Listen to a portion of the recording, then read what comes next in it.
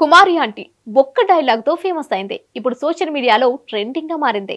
హైదరాబాద్ లో బండిపై భోజనాలు అమ్మే కుమారి ఆంటీ ఒక్క డైలాగ్ తో ఫుల్ ఫేమస్ అయిపోయిన ఆమె రోడ్డు పక్కనున్న ఆమె హోటల్ బండిని ట్రాఫిక్ పోలీసులు తొలగించడంతో మరింత ఫేమస్ అయ్యారు.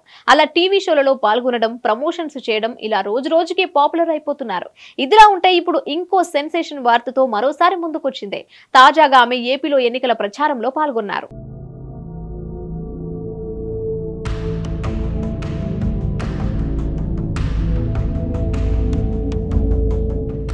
ఏపీలో సార్వత్రిక ఎన్నికల వేడి వేసవిని మించి మండిపోతోంది.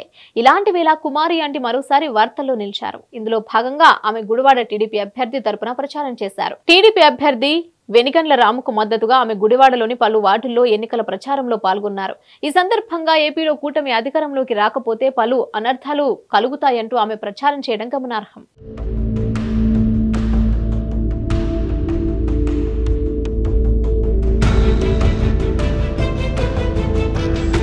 ఈ క్రమంలో వెనిగండ్ల రాముపై ప్రశంసల జల్లు కురిపించిన కుమారి ఆంటీ ఆయన మహర్షి సినిమాలో మహేష్ బాబు లాంటి మనసున్న వ్యక్తి అని మొదలుపెట్టారు.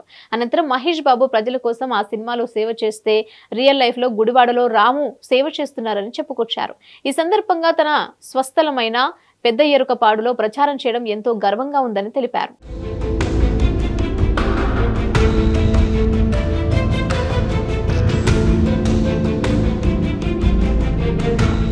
అంతేకాదు గుడివాడ 15 ఏళ్ల క్రితం అభివృద్ధి లేకుండా ఎలా ఉందో ఇప్పటికీ అలాగే ఉందని తెలిపిన కుమారి ఆంటీ వెనిగండ్ల రాము గెలిస్తే గుడివాడ అభివృద్ధి చెందుతుందని పేర్కొన్నారు. ఈ క్రమంలోనే తన స్వస్థలమైన గుడివాడలో అభివృద్ధి జరగాలనే ఉద్దేశంతో రాముకు మద్దతుగా ప్రచారం చేస్తున్నట్లు చెప్పారు.